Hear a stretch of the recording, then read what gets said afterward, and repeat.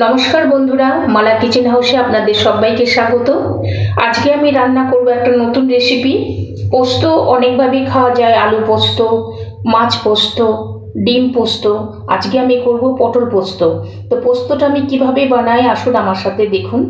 আমার রান্নাঘরে মালা কিচেন হাউসে দেখুন পটল পোস্ত আমি কিভাবে বানাই। আমি প্রথমে গ্যাসটা জ্বালিয়ে দিচ্ছি।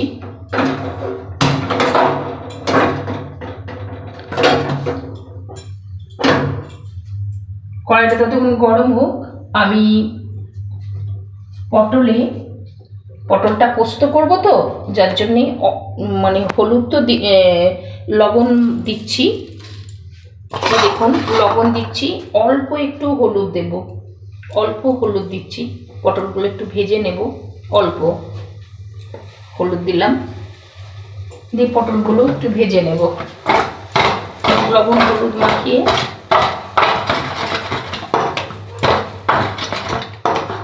কড়াই গরম হয়ে গেছে, আমি পটলটা ভাজার জন্য তেল দিচ্ছি।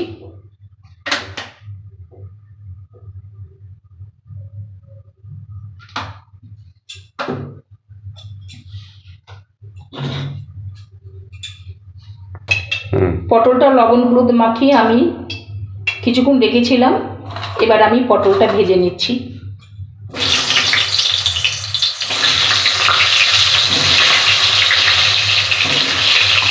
আমি একসাথেই ভেজে নিচ্ছি পটলগুলো।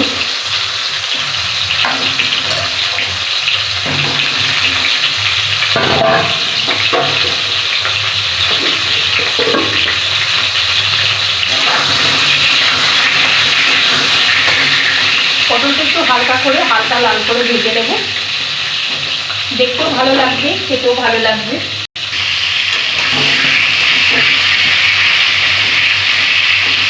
পটলটা এক পিঠ উল্টে দিলাম, আর একটু ভাজা ভাজা হবে।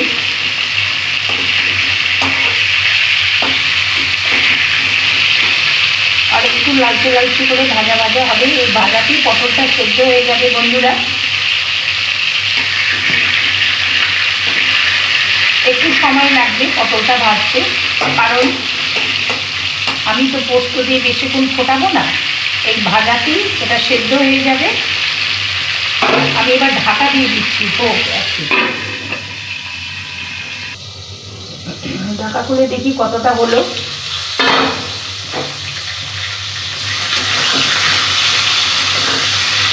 মাঝে মাঝে ঢাকা খুলে পটলটাকে এইভাবে ভেজে নিতে হবে।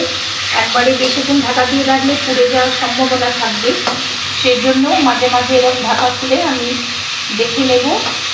আর পটলটা ভাজতেই যা সময় লাগবে, আর একটু ভাজতে হবে। আমি আবার ঢাকা দিয়ে দিচ্ছি, আর একটু ভেজে নেবো, লালচে লালচে মতো হবে।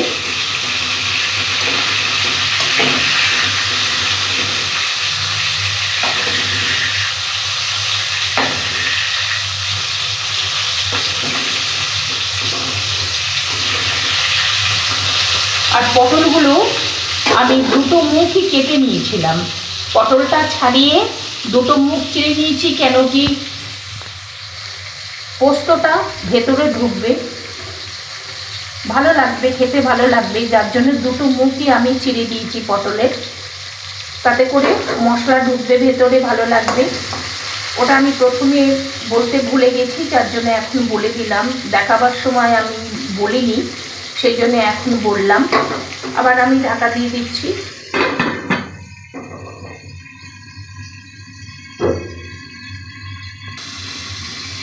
এবার ঢাকা খুলে দেখি কত দূর হলো। হ্যাঁ, পটলটা আমার প্রায় ভাজা হয়ে এসছে। এর থেকে আর বেশি ভাজবো না, কেন কি এর থেকে বেশি ভাজলে পুড়ে যাবে, তেতো হয়ে যাবে। ভাজা হয়ে গেছে, আমি এবার পটলগুলো তুলে নিচ্ছি। এই ভাজতে ভাজতেই পটল সেদ্ধ হয়ে গেছে।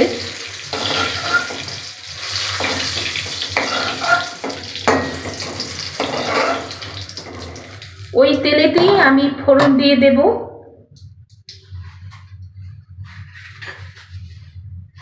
আমি এখানে কালো জিরে ফোড়ন দিলাম। ফোড়নটা একটু ভাজা ভাজা হয়ে গেলে তারপরে আমি মশলাটা দিয়ে দেব। এখানে আমি পোস্ত বেটে রেখেছি, পোস্তটা একটু জল দিয়ে লিকুইড করে নিলাম। এই দেখুন পোস্ত বেটে রেখেছি, ফোড়ন ভাজা ভাজা হয়ে গেছে, পোস্তটা আমি এবার দিয়ে দিচ্ছি। বাটিটা ধুয়ে আর একটু জল দেব।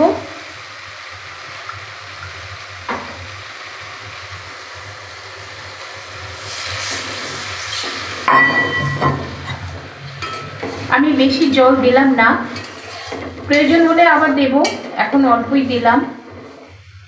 আর আপনারা কতটা গ্রেভি রাখবেন সেই হিসাবে জল দেবেন। আমি এই জলটা দিলাম, যদি প্রয়োজন হয় আবার দেব। তবে আমি এখানে লবণ দেব, এই যে লবণ হাফ চামচ মতো লবণ দিলাম। লবণ দিয়ে দিলাম, অল্প একটু হলুদ গুঁড়ো দিচ্ছি, হালকা দেখুন অল্প হলুদ গুঁড়ো দিয়ে দিলাম। আর এখানে লাল লঙ্কা মানে শুকনো লঙ্কার গুঁড়ো অল্প, মানে হাফ চামচেরও কম দিলাম।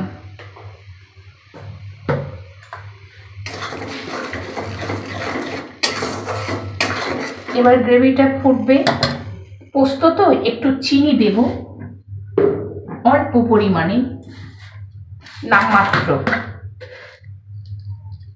অল্প একটু চিনি দিয়ে দিলাম।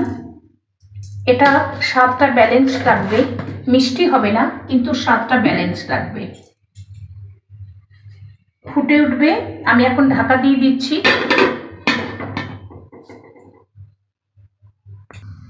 এবার ঢাকাটা খুলে দেখি কত দূর ফুটলো। ফুটে গেছে বন্ধুরা, আমি এবার পটলগুলো দিয়ে দেব। এই দেখুন ভাজা পটলগুলো আমি দিয়ে দিচ্ছি।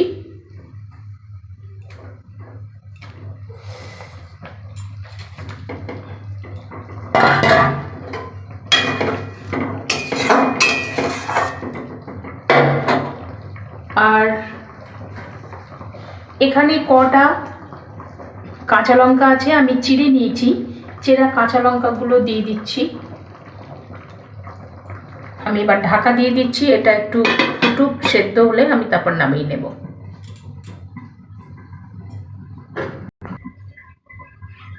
দেখি বন্ধুরা কত দূর হলো পটলটা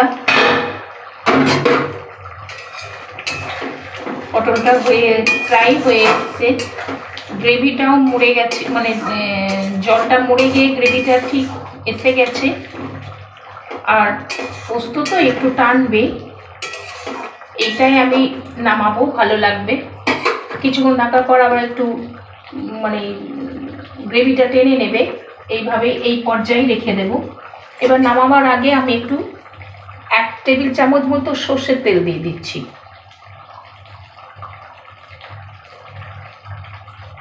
বন্ধুরা পোস্ততে এই লাস্টে যে সর্ষের তেলটা দেওয়া, এটা মাস্ট, অবশ্যই দেবেন, কেন কি এর স্বাদ আলাদা এনে দেয়। এটা দিলে খুব ভালো লাগবে খেতে, পোস্ততে অবশ্যই দেবেন আপনারা। বন্ধুরা অলমোস্ট আমার রান্নাটা হয়ে গেছে, পটল পোস্ত, আমি এবার নামিয়ে নিচ্ছি।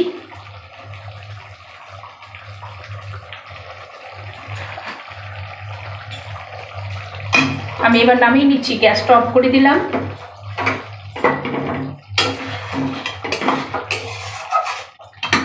হয়ে গেছে আমার, আমি নামিয়ে নিলাম।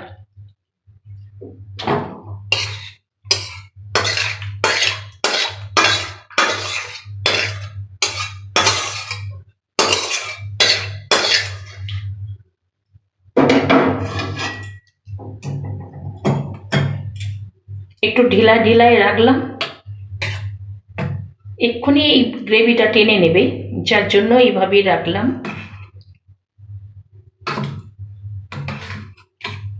পটলের ভেতরেও পোস্তটা ঢুকে গেছে, ভালো লাগবে।